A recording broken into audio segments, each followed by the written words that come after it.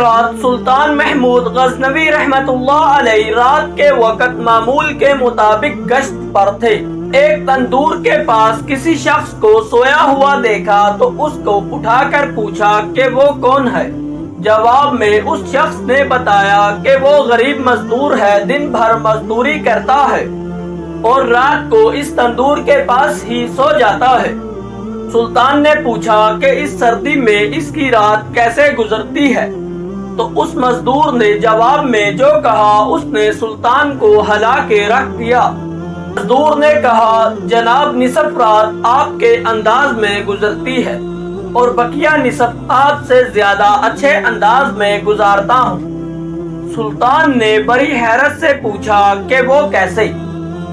مزدور نے جواب دیا کہ جب تک تندور گرم رہتا ہے تو میں آپ کے جیسے نیند سے لطف اندوز ہوتا ہوں، اور جب تندور ٹھنڈا ہو جاتا ہے تو اٹھ کے اللہ تعالیٰ کی عبادت شروع کر دیتا ہوں، جو آپ کے مقابلے میں وقت کا بہتر استعمال ہے۔